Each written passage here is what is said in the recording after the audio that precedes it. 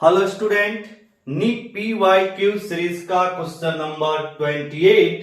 यहां पर आपको एक एक्सप्रेशन दिया हुआ है और नीचे लिखा हुआ है in the nuclear emission state above the mass number and atomic number of the product Q respectively are. और यहाँ पे 4 ऑप्शन दिया हुआ है और ये जो क्वेश्चन है वो नीट 2024 में आया हुआ क्वेश्चन है। बहुत ही आसान क्वेश्चन है, लॉलीपॉप क्वेश्चन इसको बोलते हैं। एकदम चुटकी में इस क्वेश्चन को हम लोग सॉल्व करने वाले हैं।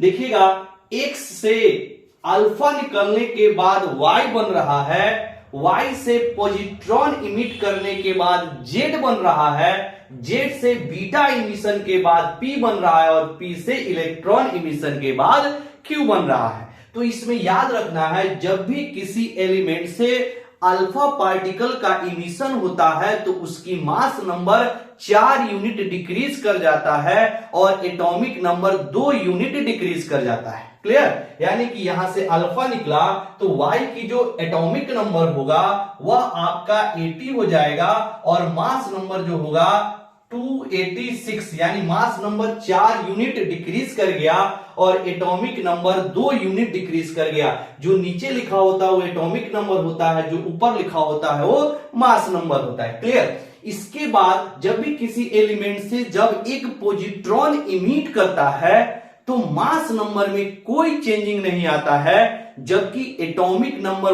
1 यूनिट डिक्रीज कर जाता है। क्लियर? तो यहां पे मास नंबर में कोई चेंजिंग नहीं आएगा जेड के, यानी 286 ही रहेगा, बट जो इसकी एटॉमिक नंबर है वह 1 यूनिट डिक्रीज कर जाएगा। इट मींस ये हो जाएगा 79।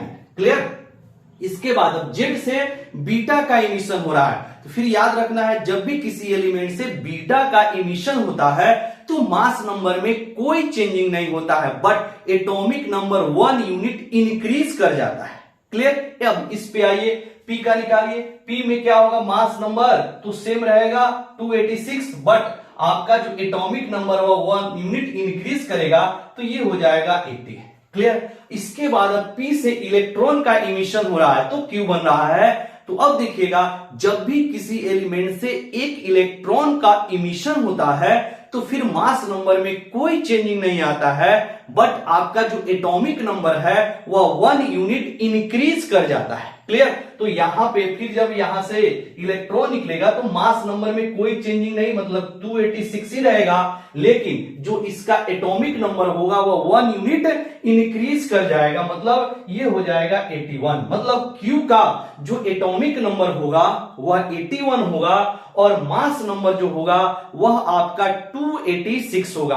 तो क्वेश्चन में पहले क्या पूछा है, तो पहले आपका मास नंबर है और उसके बाद है आपका एटॉमिक नंबर। इस चीज को ध्यान देना है, रेस्पेक्टिवली है, मतलब पहले मास नंबर, इस ऑप्शन में जो पहले लिखा है वह मास नंबर है और जो बाद में लिखा है वो आपका एटॉमिक नंबर है। रेस्पेक्टिवली है, पहले मास नंबर उसके बाद एटॉमिक नंबर। क्लियर? तो आइए अब यहां पे हम लोग ऑप्शन चेक करते हैं। तो Q का जो मास नंबर होगा वो आपका 286 और एटॉमिक नंबर जो होगा वो आपका 81, मतलब 286 कोमा आपका 81 होगा। कौन सा ऑप्शन है, तो 286 कोमा 81, यानी ऑप्शन नंबर 4। क्लियर?